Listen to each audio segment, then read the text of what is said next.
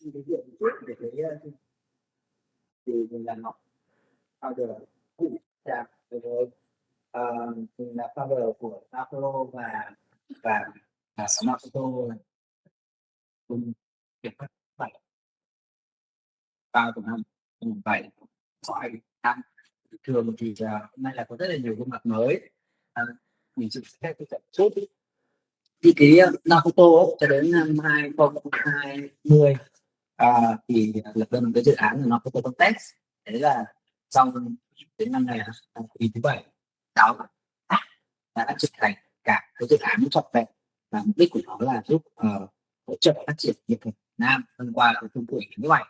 Thì nó là bao gồm một cái cuộc thi kéo dài 6 tháng, chọn của khán giả, giám khảo và kết thúc là bằng cái triển lãm. Thế thì trong suốt 6 cái tháng cuộc thi thì năm ngoái mình đã thực hiện rồi, năm nay là năm thứ hai, mình có 6 cái workshop, năm ngoái có 6 cái workshop. Thì lý do mình làm cái workshop là như thế này: sau 5 năm làm cái cuộc thi là tập trung cho cái phần nhiếp ảnh phim đen trắng để phát triển cộng đồng nhiếp ảnh công, thì mình nhận ra là Việt Nam các bạn rất là kỹ thuật, không thiếu máy móc thiết bị, các kỹ thuật về tráng tin, về chụp ảnh, về ánh sáng thì rất là tốt rồi. Thế nhưng mà cái phần ý tưởng sáng tạo, cái phần lý luận chưa được mà, bởi vì ở Việt Nam thực sự là không có sự lớp đào tạo nhiếp ảnh cách thực sự bài bản cái thời gian nữa sẽ nói chuyện sau. Thế thì sau 6 cái kỳ workshop bên ngoài ấy, thì mình ngồi đến đây là 6 nhiếp ảnh ra thì học vừa thực hành nhiếp ảnh thương mại, có những cái dự án riêng rồi, những dự án start người theo phong cách trừu tượng siêu thực, người thì làm documentary mấy chục năm. Thì những nhiếp ảnh gia đó đã đến đây là chia sẻ cái kinh nghiệm chính họ trong cái quá trình tìm kiếm ý tưởng phát triển sáng tạo. Thì mong là trong 6 cái workshop vừa rồi năm ngoái đã đóng góp cho các nhiếp ảnh gia, ngoài cái chuyện là biết về kỹ thuật, sẽ biết thêm về cái chuyện là chúng ta nên làm gì cái kỹ thuật đó, thì ý tưởng sáng tạo ở đâu. Thì khép lại 6 cái kỳ đấy sang năm nay thì đấy còn có cái gì thiếu nữa. Thì cái thiếu ở đây bây giờ là lý luận, tư tưởng, là giáo dục bài bản. Để đi học như vậy ở nước ngoài ta không chỉ là chụp ảnh, còn rất là nhiều thứ khác. Như vậy cái gì thì hôm nay sẽ chia sẻ. Thế thì cái chuỗi workshop của năm nay ấy, thì mình sẽ tập trung nhiều về cái phần tư tưởng lý luận, làm sách, viết sách. Thế thì kỳ vừa rồi là tháng 6 của bộ có chị Việt Giang, chị cũng là một giám khảo trong kỳ thi năm nay, và chị cũng là giám tuyển, chị đang học giám tuyển ứng lý. Thì chị đã chia sẻ rất là nhiều về nhân dịp cái cuốn sách ảnh, nói về cái chuyện lý luận và công tác giám tuyển với nghệ thuật nhiếp ảnh. Thì hôm nay thì giới thiệu một người đại bạn Carô. Carô là một nghệ sĩ gốc Việt, một phần ở Việt Nam và đang sống và làm việc ở Anh, ở London. Thì Carô học nhiếp ảnh ở Westminster và đang thực hành nhiếp ảnh, có rất nhiều các hoạt động khác. Thì lát nữa thì để tự Carô giới thiệu. Thì mình biết Carô từ lâu lắm rồi, từ năm nay mình, và Carô có đi được ở hai nước Việt Nam, Pháp và Anh, và rất là nhiều các dự án khác nhau. Thì lần này mời Carô đến chia sẻ. Lúc đầu thì mình với Carô có những hợp tác với các workshop về nhiếp ảnh thủ công với nhau, nhưng mà lần này thì mình muốn mời Carô với tư cách cái người trải qua cái quá trình học tập đào tạo chính quy về nhiếp ảnh châu Âu, cụ thể ở Anh, nơi mà rất là mạnh nhiếp ảnh, rất là mạnh về giáo dục nghệ thuật, để chia sẻ với mọi người xem là thì bây giờ Việt Nam nó không có, thì bên đấy học cái gì đó. Thì cái đoạn này có thể dịch cho Carô. Tức là đây là một cái Carô câu hỏi Carô đã hỏi cho mình từ hôm trước, tức là mình bảo để hôm nay mình chia sẻ. Thực ra theo như kiến thức mình biết ở Việt Nam mình về nhiếp ảnh, đặc biệt là nhiếp ảnh thuật, thì trong trường mỹ thuật chỉ có một môn nhiếp ảnh học có 2 tuần thôi. Trong trường báo chí thì có môn nhiếp ảnh báo chí, tức là dùng nhiếp ảnh để đưa tin, đưa bài, chụp hình. Và trong trường sân khấu điện ảnh chỉ có môn nhiếp ảnh thôi, có dạy là ngành thì nhiều nhất, nhưng mà là phục vụ để làm DOP, để quay, để làm phim, chứ không có dạy nhiếp ảnh như là cái ngành nghệ thuật độc lập, bao gồm cả kỹ thuật, cả ý tưởng, cả lịch sử, hoàn toàn không có ở Việt Nam. Và Noirfoto thì trung thành với cái sứ mệnh phát triển nhiếp ảnh ở Việt Nam. Cái là phải làm, thì mong rằng là quay có Carô ở đây chia sẻ cái bổ sung thêm cho mình cái phần kiến thức, là cái phần thiếu, và thấy biết rằng là Việt Nam thiếu cái gì và ở bên tiền sẽ dạy cái gì, thì có thể là mình sẽ qua đó mà tự học thêm và phát triển thêm về cái kiến thức rất là mình đấy. Okay, well, hello everyone, and thank you so much for joining me, and thank you so much to Noirfoto for inviting me to reflect on my learnings about photography. It has been actually like very fun to prepare for this presentation because it pushed me to talk to other people and find out about what they think. So I also want to thank those people who took the time to speak with me. Thank you. And just so you know, well, I'd love to be with you in the space, but I'm online and that's great. But at the moment, I can just only see the presentation. So if you have anything, please shout or tell me that something is not, if anything happens. So I wanted to start with my title, Inside and Beyond the Frame, because I think that photography, I think for me, photography is important in terms of looking at what the picture is and what's inside the frame, but also who is involved around it, what are the environments in which we make images, and what are the conditions of making those images is equally important. And collective and experimental approaches is because I think sometimes when I've learned about artists or photographers who are maybe like famous, I think there was this idea that people were very like was one person very talented, made it by themselves, and I think actually it takes a village to do photography, and so that's why I chose collective and experimental approaches. And finally, learning with photography rather than learning about photography is because I think as much as I'm learning about photography through my experience, I think the photographic field is also learning from the people doing photography. So I think it's not a fixed thing, but everything is changing all the time. So I'm going to start with saying a little bit about my background. I grew up in France, outside of Paris, with family from France, Vietnam, and Algeria. And actually, no one in my family has embraced a career in the arts or in photography. But there are many ways that people expressed their creativity, and taking photographs was one of them. And I moved to the UK in 2006, and I've been living in London since, and this is where I'm calling you from. And this move to the UK was facilitated by European agreements at the time. So when I arrived in the UK, I started working in a pub and I worked in the pub for 8 years. And then I studied BA in photography, and then I freelanced as a photographer and artist before starting the PhD that I started at the end of last year. I also got involved with Community Darkroom, the Gate Darkroom, and I will be talking about that in more depth in a bit. So the way I've thought about this presentation is that in my experience, formal and informal ways of learning with photography have complemented each other. And so I'll talk a little bit about my experience, but in that I'm going to bring other voices who have helped me think about the UK context. And I really look forward to reflecting with everyone present about also the Vietnamese context after my presentation. And I hope it's helpful.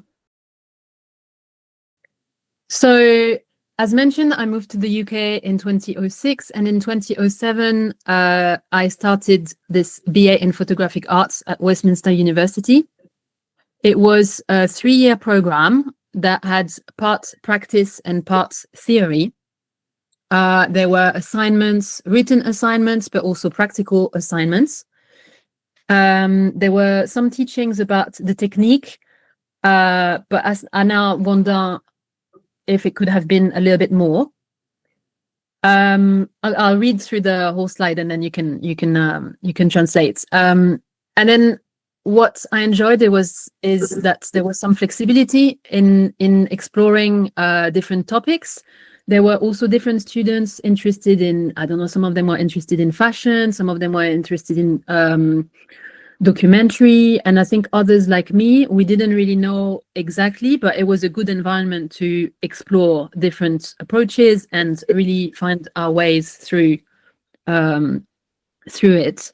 There were great facilities, tutors and technicians. So the environment again was like a strong environment to support us. However, there were challenges. I think it's like a lot of the teaching, I think probably most of the teaching was Western centric in a way that wasn't really challenged. I think it was also difficult to keep studying. I think for people like me who were also working on the side, like to kind of find time to really dedicate time to studying outside of the classroom. And there was a final year exhibition that was really great in a way to celebrate our work, but this created a lot of inequality because people who had more money could make like really big installations, and others who had little money could make like different things. And then finally, like the jobs afterwards, I think there was some preparation in approaching, like, I guess, the job market afterwards. But again, I wonder if it was enough preparation for us to really understand where we were. Yeah. I looked up the fees. So at the time, it was £3,000 a year for UK students and European students, £9,000 a year for overseas students. And this is now at least doubled or tripled.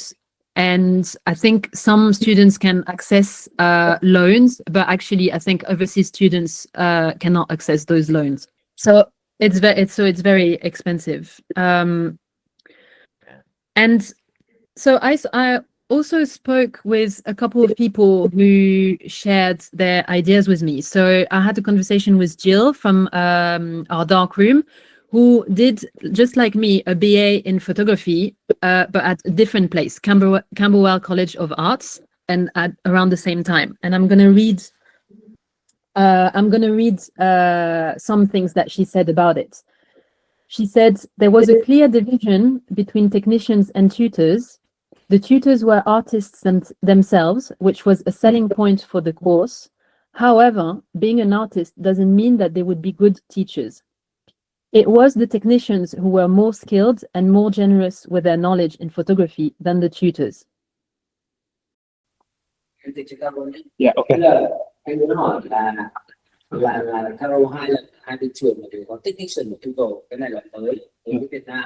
Yeah. Thì anh biết cái sự khác biệt giữa technician với tutor. Technician how that? So there's a question. Anh Ngọc asked a question that what is the difference between a technician and a tutor, because that is a very new concept in Vietnam. I think, well, in my degree, there were technicians who were teaching very practical skills. For example, I remember we had a module about like working with large format cameras, and that was run by a technician. I mean, technician, and I guess they're also tutors. I think it's a bit blurry, but I think what Jill says is that some people were more like doing the lectures, like they were more like tutor/lecturers, and other people were more like tutors, but in a very practical way. And I think those people were the most generous and knowledgeable, but they were not the most respected. And she also adds, she says, like, there was a heavy emphasis on conceptual art.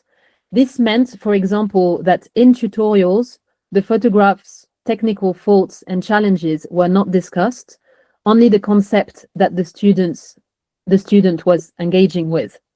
Basically, she says that the course left many of them discouraged, doubtful, and insecure about their artistic practice.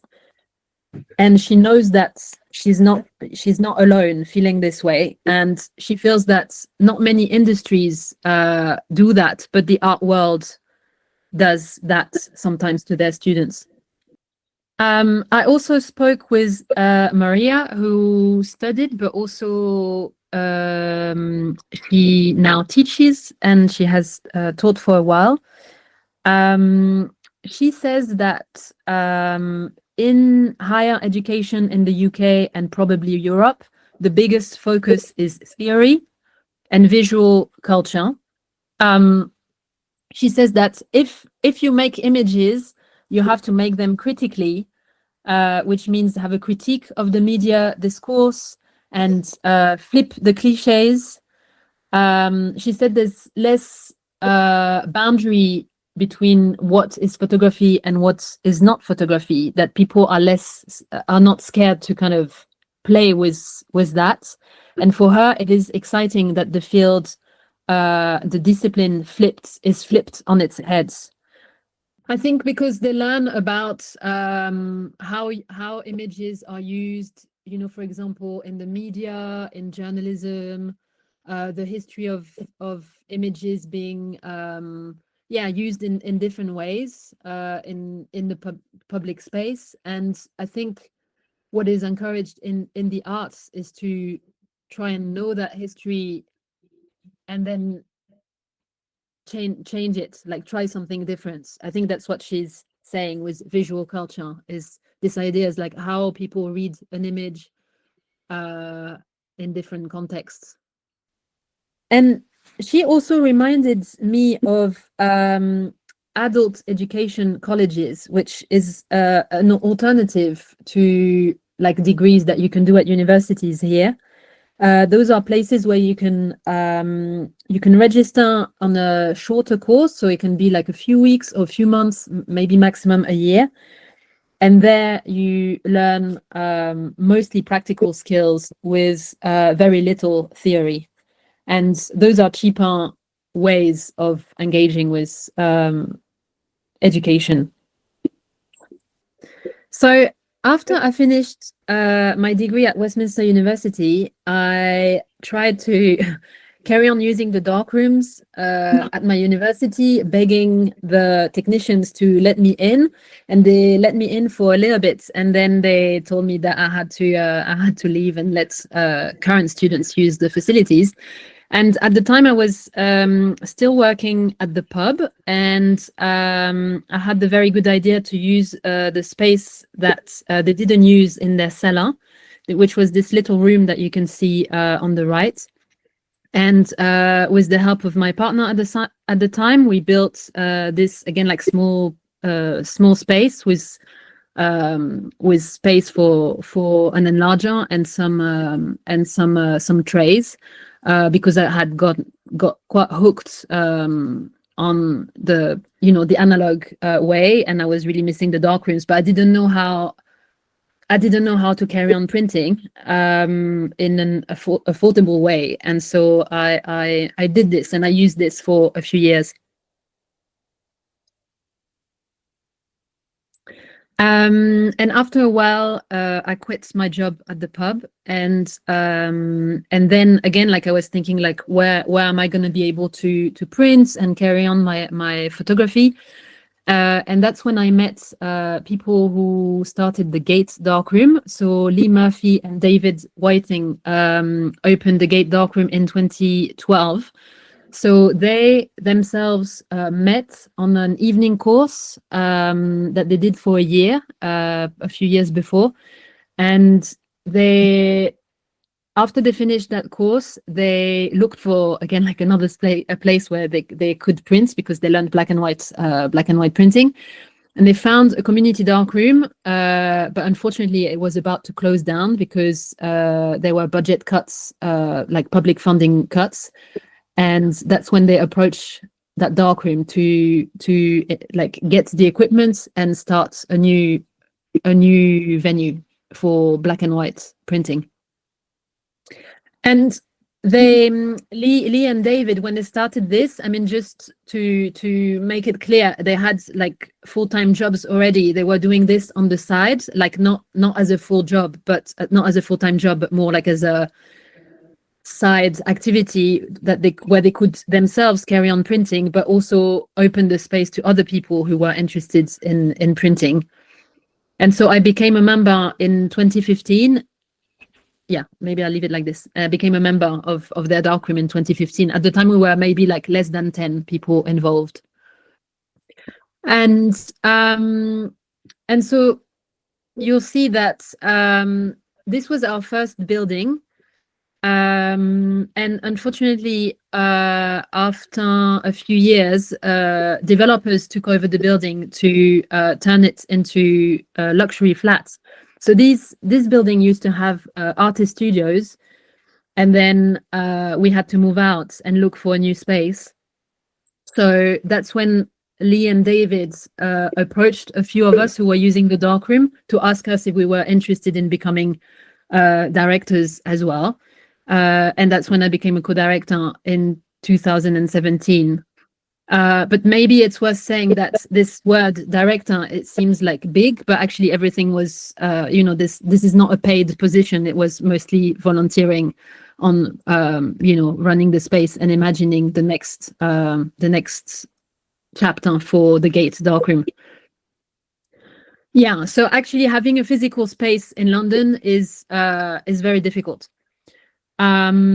We currently have about 35 users. So when we moved to the next space, we kind of grew in different ways, and I'll say a bit about that. But the main concept, the main organization is that each of us, members and including directors, we pay every month 70 or 80 pounds.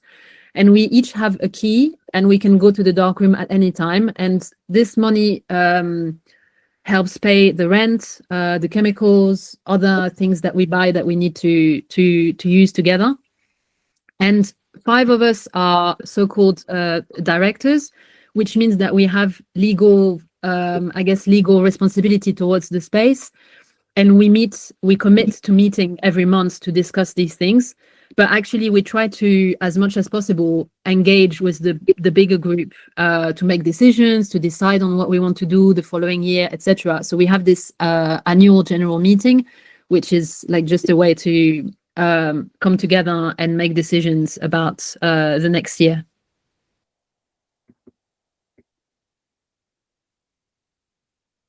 So as part of this, we try to do creative projects. So these happen like every other year, 1 or 2 years. For example, an exhibition or a publication, which you can see the picture here is our latest collective book that just got published. And we are a self-funded, as mentioned, we are a self-funded space. Our legal status is a community interest company. So it's a company that can make some money as long as it's reinvested in the company itself. And we can ask for funding, public funding as well, and other fundings, but we can also like make our own money. So we mostly volunteer, although nowadays, unlike in 2015, some tasks are remunerated. So some of the admin tasks, some of the cleaning, some of the they're also like a one-day workshop that some of us teach. So we've tried to improve that a little bit, because in the pandemic it was very, very hard to keep the place going and keep looking after it. Yeah, and I think our main purpose really is for people to join and have a good environment to carry on with their creative practice and support each other. So as part of that, as mentioned, like there's the way we organize financially, so it's a little bit more cheap to do it this way than to go to some other dark rooms in London where you pay by the hour or something like that. Or if you're doing it alone, it's also more expensive because we share all the chemicals and everything, so that becomes cheaper. And the other thing that's important for us is to just the community building and the support. So we have monthly show and tell, or crit, which is like a way to kind of come together and look at, share a little bit about what you're working on, and I share a little bit about what I'm working on, and we feedback, we kind of witness each other and comment or think about it together. We also have a book club that one member started, which is also an excellent way of carrying on learning about photography, because we would choose a book and then, or maybe a chapter of a book, and then read it and then come together and discuss it. And we have a few books also in the space, like a little library. Sometimes people have donated books, so sometimes we buy them. We have a little budget to buy books. Yeah. So yeah, that's like, in a nutshell, that's what the darkroom, the Gates darkroom does. And I think it's a really joyful place and supportive place, but it's also hard and hard to maintain and to sustain. Again, like was this idea that, you know, there's no paid staff there. And so how sustainable can that be? And then secondly, we could ask for public funding, but actually it's a question mark whether we want to do that. But because we don't have public funding, there's freedom, but also there's limitations to who we can welcome to our space. So those are the questions. So there's a question. What if you want to for funding? So what would you do when you want funding from the government? What would we do? Yeah, what would the community do when they want funding from the government, from the public? Yeah, we would, I think we would maybe work with probably like maybe schools nearby. That could be an option. We could work with people who don't necessarily have £70 to spend every month on a photography project, but maybe people who are interested in photography but don't have the means to become a member, or even not just not have the means, but sometimes not have the time. Maybe some people want to come for one day, and that's something that you know, if we had subsidies, if we have a little bit extra money, we could maybe pay someone at our darkroom to create an event or create a project with people who cannot afford becoming a member.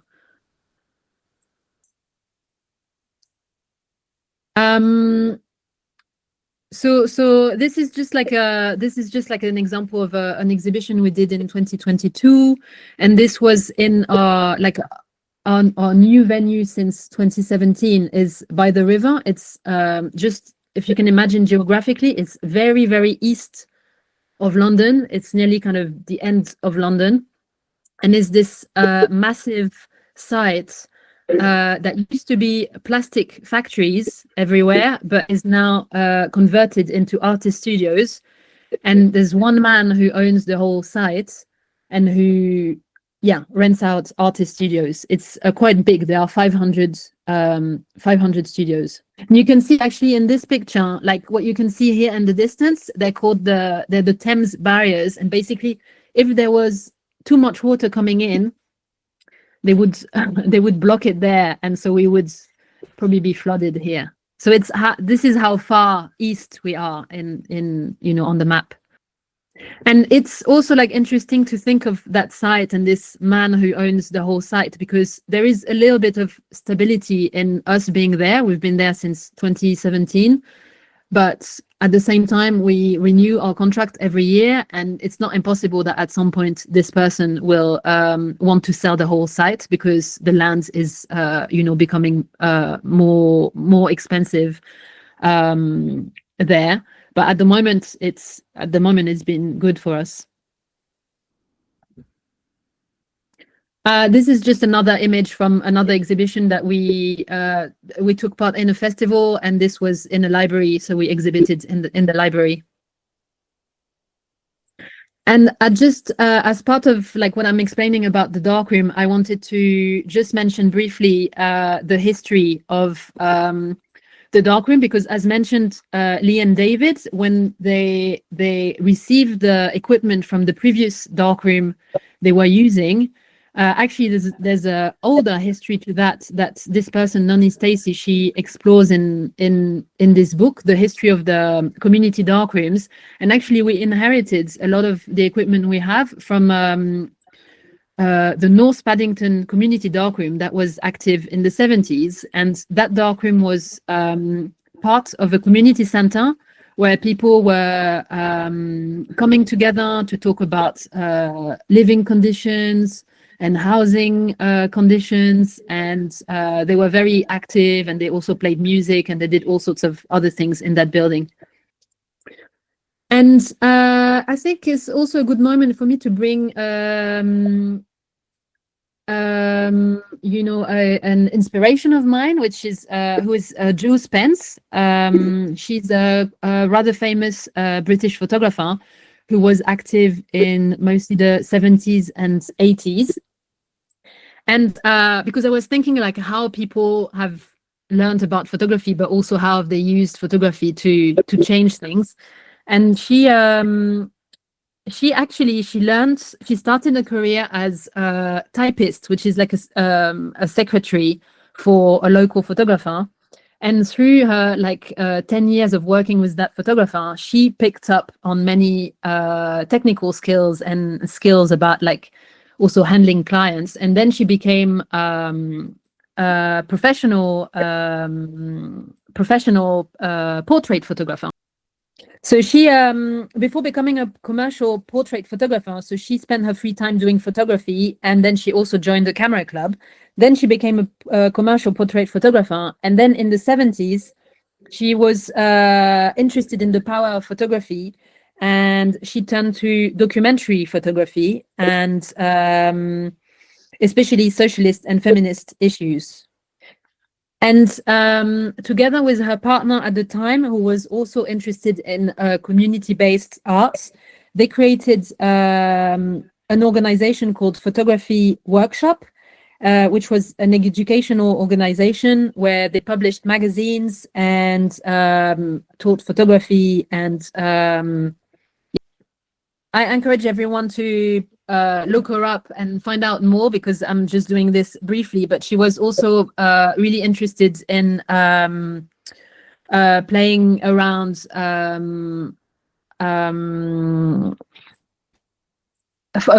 she developed phototherapy with another photographer called Rosie Martin, where they employ photography and performance to address personal trauma. One last thing about this experience of learning photography is that I also did more recently a mentorship called the Trace Mentorship. There was a call out organized by 3 photographers who invited people to apply to be part of this 1-year-long mentorship program. And this was specifically for 24 women photographers over the age of 35. Because I think a lot of women photographers, they become invisible after the age of 35, or they're supposed to have made it, but actually that's not the case. So it was to kind of, you know, like address that. And it was not a paid program, but I mean, we didn't get paid, but it was free to attend. And a lot of us were in different parts of the UK, so it was mostly online. It was useful because we had workshops with those 3 photographers, but they also invited guests, just like today, like they invited guests to have talks or one-to-one mentoring sessions and portfolio reviews. And I think this was very good for me because, again, it was a group of people who came together, and actually we had very different knowledge and expertise. So like maybe one person knew how to do something or apply for money or shoots in studio with a particular lighting. And I think people helped each other, you know, just learn things that we didn't know how to do. So that was very good. And we're still in touch with some of the people who were on the group.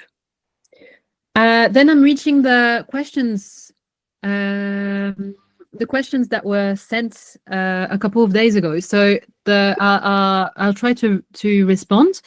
To begin the journey of photography, how can one introduce a personal project to the public, overcoming the barrier of not having professional training or a clear direction?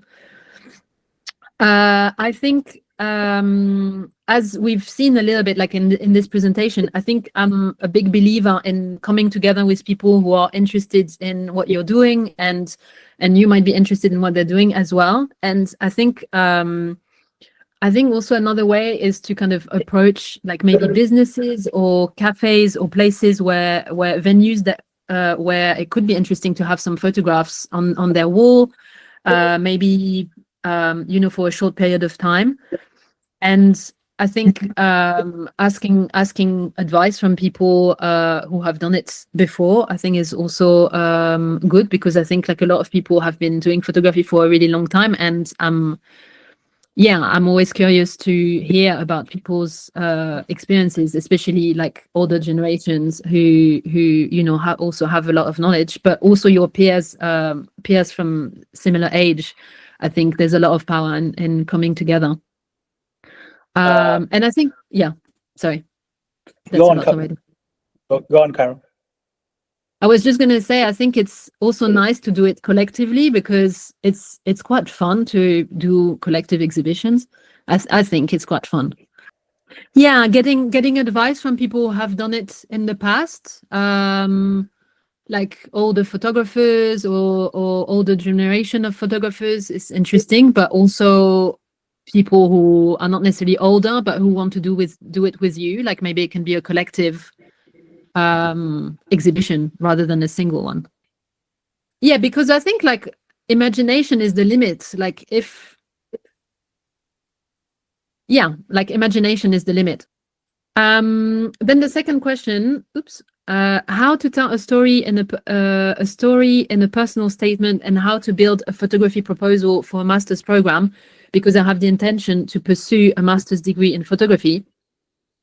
I think a great question. I don't have a master's degree myself. I went from BA, which I finished in 2010, to working for 15 years and now starting this PhD. But what I know about master's program is that different universities have different focuses, and they will have also like different expectations from you. So I think reading about what they expect and the focus of each program, and maybe having an overview of, different places, different universities, different programs, seeing what the differences are, is a good start.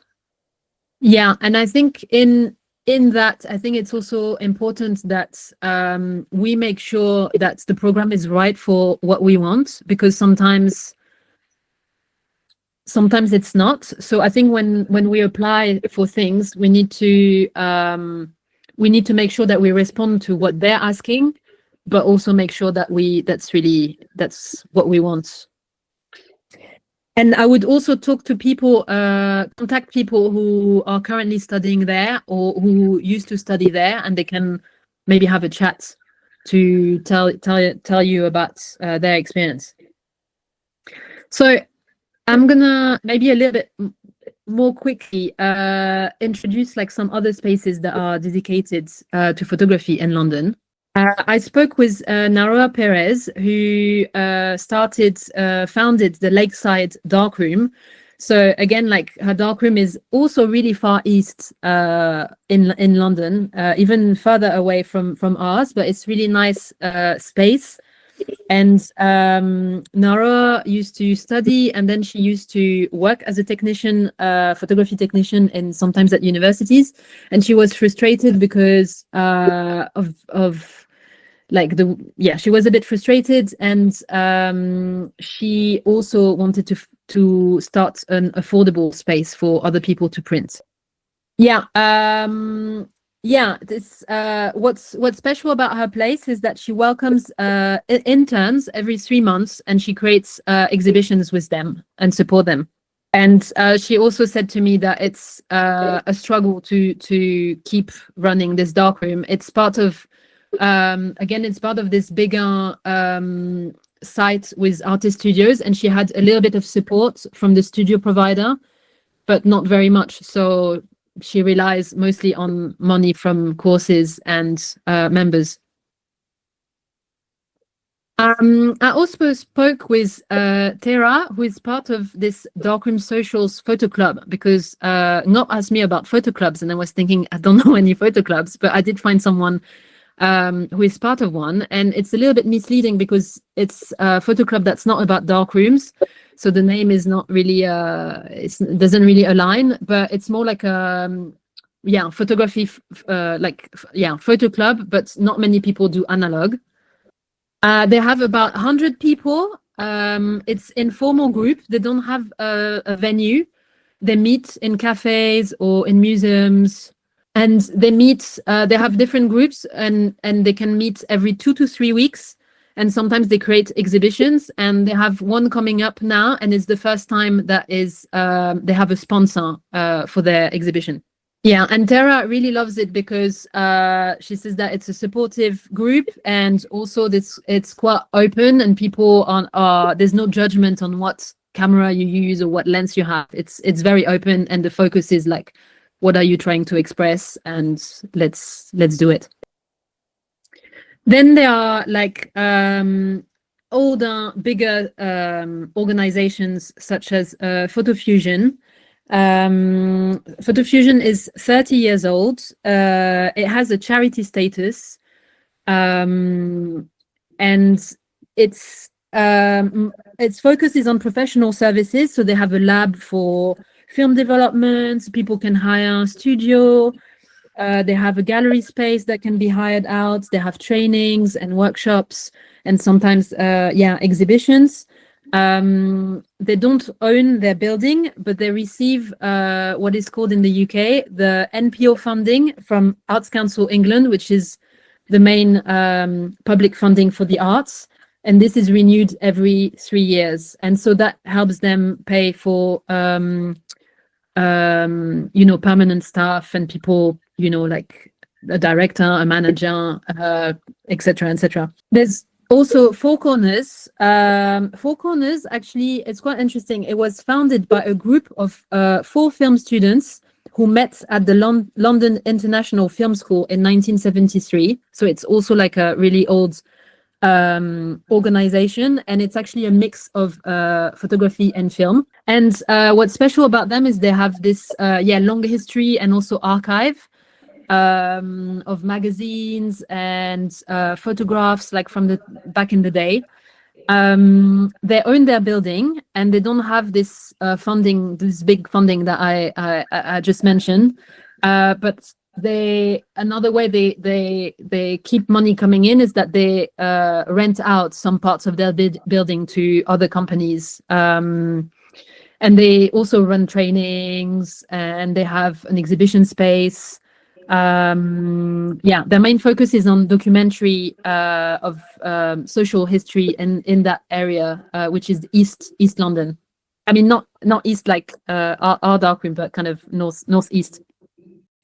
And there's also ABP Autograph, I think very interesting place as well. I will just read how they describe themselves. Since 1988, Autograph has been a vital home for photography that explores race, representation, human rights, and social justice, deepening understanding of ourselves and others.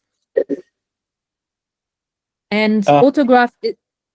Okay. Yeah, sorry, Autograph, I'll just finish, it's quite brief. Autograph is a charity that ensures these stories are seen and celebrated, shaping a more inclusive future in the arts and beyond. And initially, Autograph was started by photographers who were of African and Caribbean heritage or South Asian heritage in the 80s. And I think the director, Mark Seeley, is quite ambitious. So they have a gallery, but they also acquire work. They buy work from photographers and artists, but they also publish books, and they have touring exhibitions and educational programs. And Ingrid Pollard was one of the artists who worked with Autograph. So in 2018, she was commissioned to make this hand-tinted print from a 19th century postcard that was taken, like a photograph that was taken in Jamaica. So she spent a lot of time kind of painting and tinting the images, and she wanted to remind the viewer of the presence of her as a photographer manipulating the image, but also give power to the important people in this image. And this was commissioned by Autograph Gallery in 2018, also because it was marking the 30th anniversary of this other series of photographs that she made in 88, because Ingrid Pollard has been active since the 80s, which was looking at the landscape of the UK and the presence of Black people in rural areas. Yeah, I'm reaching the end now. I don't know if there's just this slide and the next one, but I'm just aware of the time. Do we want to open up the conversation now, or what do you think? Can you repeat that, Carol? That's I have just these couple of slides, but I'm wondering how we are doing on time, and if you want if we want just to have a conversation together, or if you want me to carry on speaking. Any questions? Carô có thể nói thêm về cái chương trình PhD in Practice không cần master. We want you to talk more about your PhD program, not about master. Yeah. The PhD is it's a bit new to me, and I did not really expect to do a PhD, but I think it's good. It's supportive and challenging at the same time. And I realized that it's an incredibly privileged position to be in, because so this PhD is giving me 3 years of where I can focus on what I'm doing. It's 3 years that are funded. So I'm thinking about, like really using this time wisely. And I think in the context of being an artist and being a freelancer, it's also been a little bit of a blessing to have this opportunity, because I think it's been really hard to make ends meet as a freelancer, as an artist freelancer. So that's the PhD. It's not in arts university or photography university.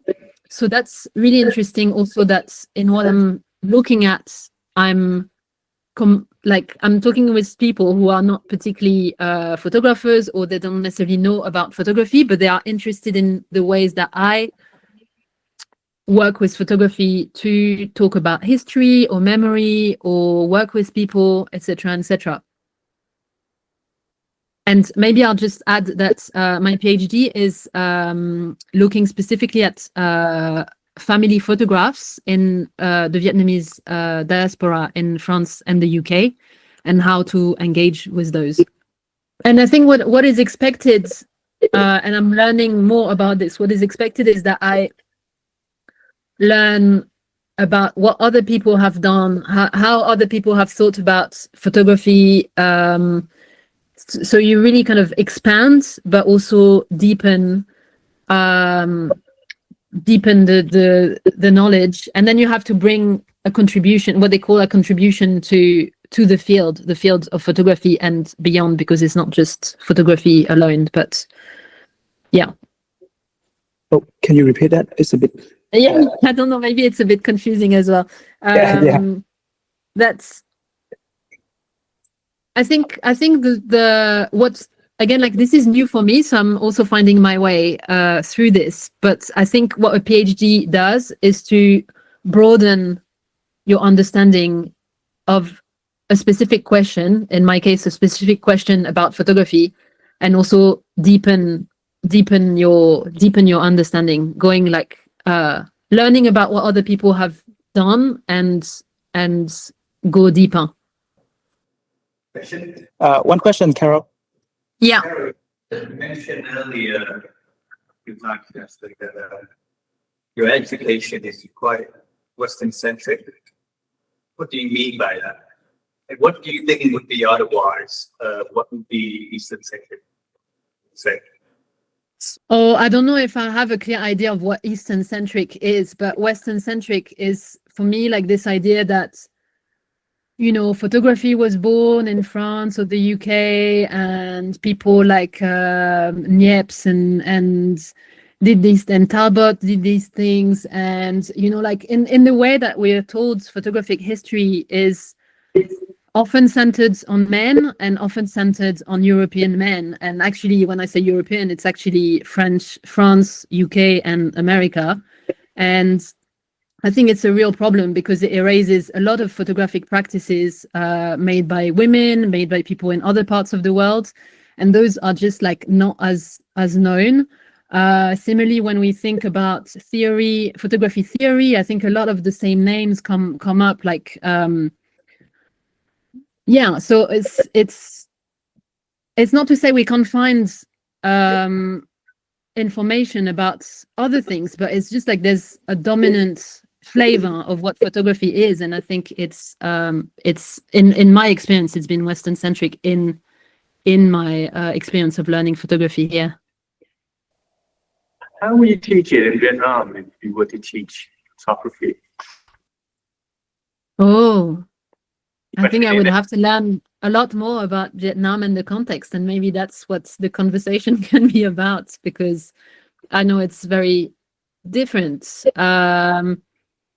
And I also think that I think photography is at its best when it's combined with other things. Like, I don't know, like nearly photography is not, photography is not an isolated thing. Like it's for me, it's helped us connect in many different ways. And I think that's interesting in itself. That's something interesting about the medium. But I think,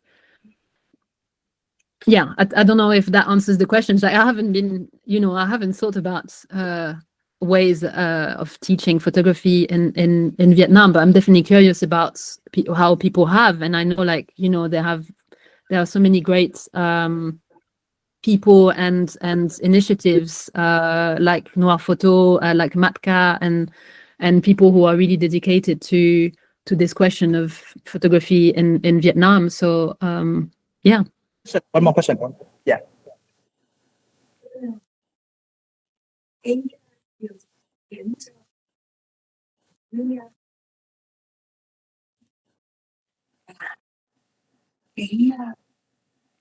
chủ đề mà bạn ấy theo đuổi và bạn ấy đặc biệt quan tâm đó là cái chủ đề gì mà bạn ấy có kinh nghiệm dẫn từ và bạn ấy đang đây và đang theo đuổi đó để chia sẻ và với tương lai của bạn ấy là trên cái con đường và bạn ấy đang. Yeah. Okay. You're right.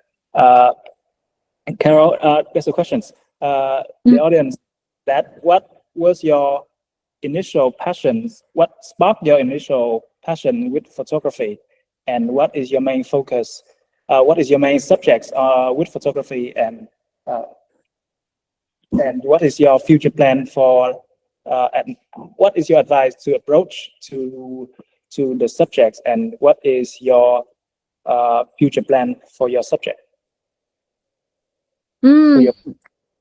I think what sparked my interest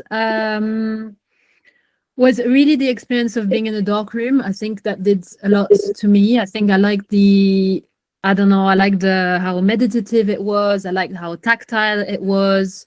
I liked that things were being revealed. It was nearly like, nearly like a spiritual kind of experience. And then I think another big factor in my interest for photography is that, again, I have family from different places in the world. And I think looking at photo albums and the few photographs that came from them, I think helped me understand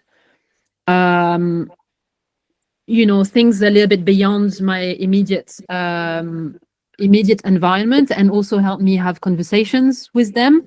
So I love the idea of photography as a way to connect and building relationships and understanding where we are. Cái phần trong cái lĩnh vực mà bạn đi làm chuyển số ấy, thì bạn có cái kinh nghiệm gì Sơn Đắc mà muốn chia sẻ với các bạn hay không? Yeah. Kinh nghiệm bạn yên tâm thắc trong cái tức là cái lĩnh vực cái chủ đề mà bạn theo đuổi này, bạn theo đuổi là trong cái này. Yeah. So, what is your main focus in photography, and can you tell us about? Are there any advice for us? So I think my main focus is printing, trying different things with printing, and I think maybe linked to the previous question of like how I would teach. I mean, sometimes I do a little bit of teaching in the darkroom here, and I think that being in an environment where we can play, try things, print, see what happens, I think is a great way of learning, and making mistakes in doing that is also a great way of learning. And again, one of my focus is really on thinking about migration in relation to photography, and and I guess telling stories as well through photographs, and connecting with people through photographs. And in terms of advice, I think is in what area specifically? Yeah, I was just gonna say also in terms of like Western centric, and I think here in the West, I think people are disconnected with their body. Like there's this idea that the brain knowledge is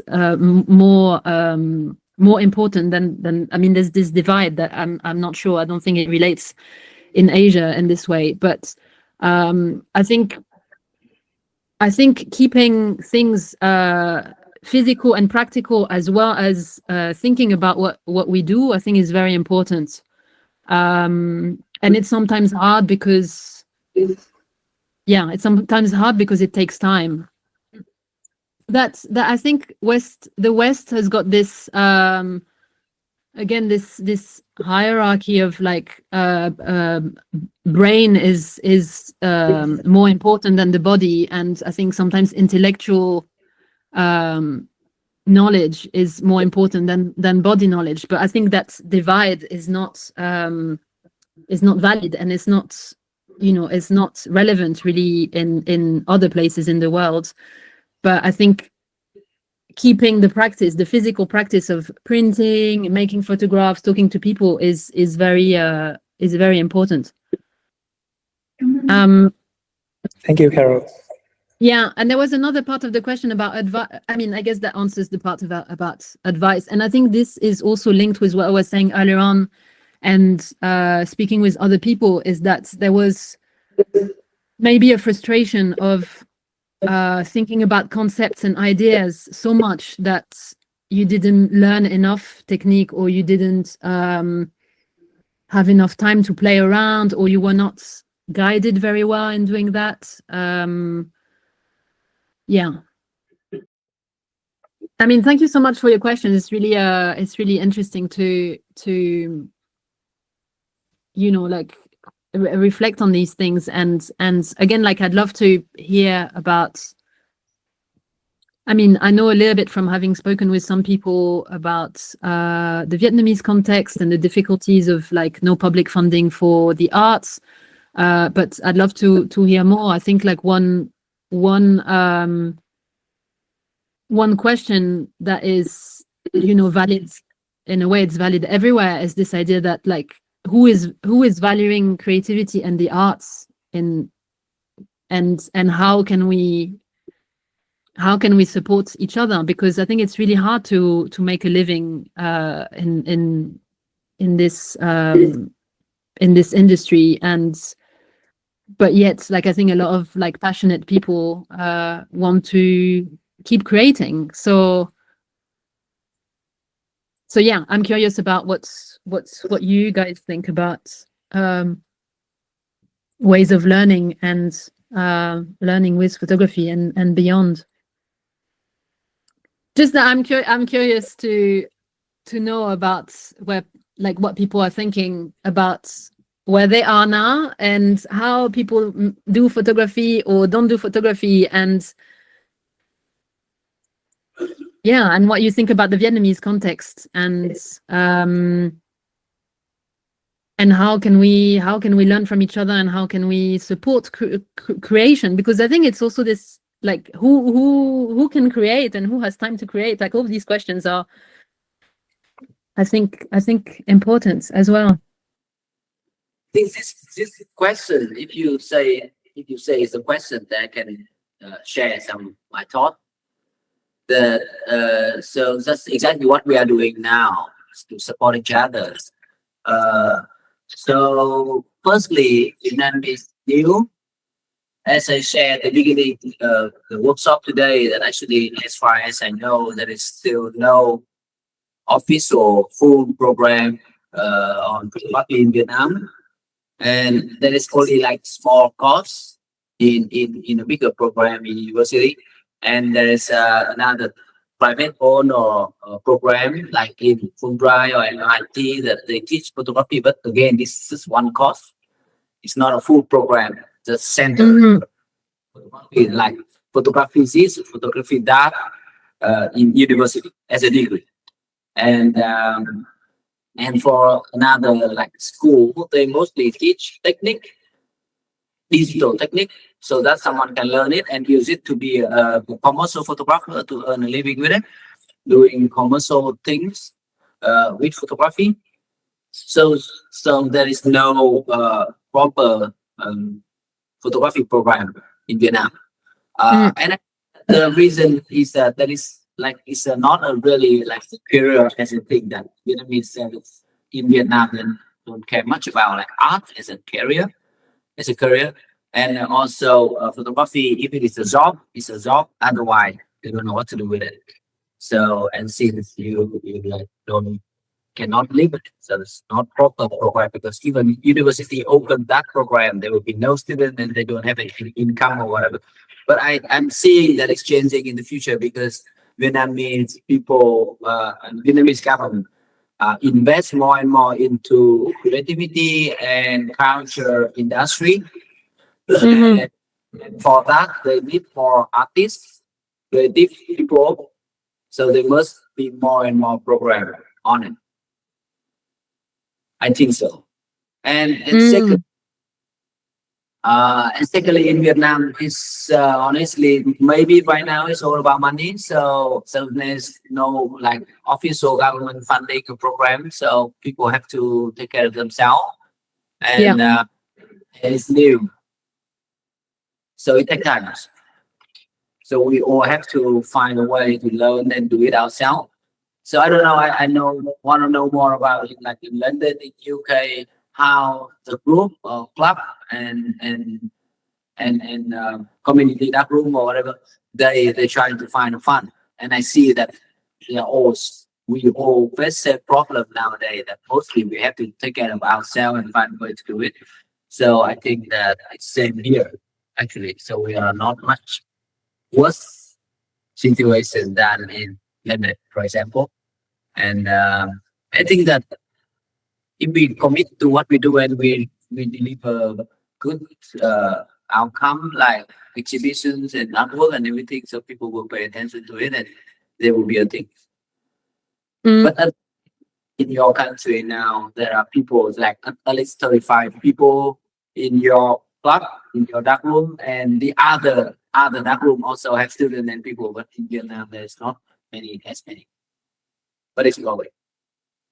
Not any what? Not as many. Not as many, yeah. But it's growing. It's growing. So I can see more and more dark room and community dark room, and people are joining more and more group in Saigon.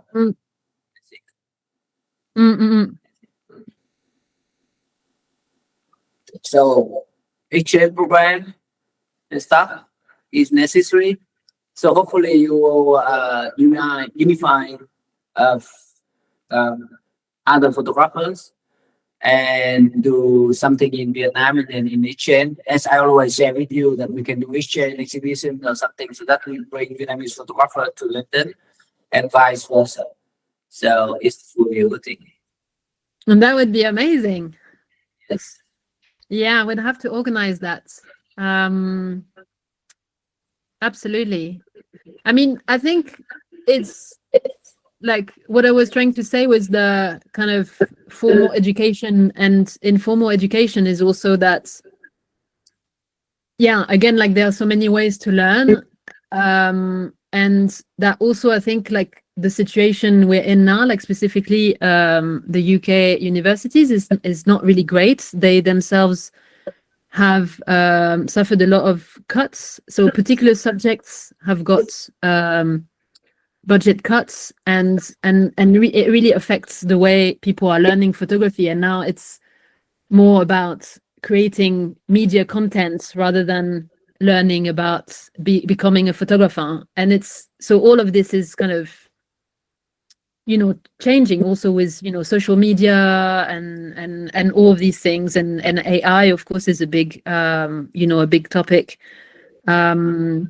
So yeah, I just wanted to say that it's like how my question is really like, how can we create environments where people help each other and learn from each other? And this might be a university, but that might also be another place. Yeah, I think that we are already doing what we need to do. Just try. Yeah. This is it. Any other comments or questions or? Có ai có đóng góp? But now, no more. No more questions. You can offer dinner. You for lunch. Dạ, cảm ơn chị. Dạ, chào. Thank you so much. Thank you for being for joining. Okay, thanks, Carol. Thank you so much for spending your effort with us. And of course, it doesn't stop here. We will follow up with other things with your darkroom and our darkroom here, so that we can do something together. Okay. Let's chat. Thank you so much, everyone. Much. Thank you, Carol. Goodbye, Carol. Bye. Thank you for the translation. Bye bye.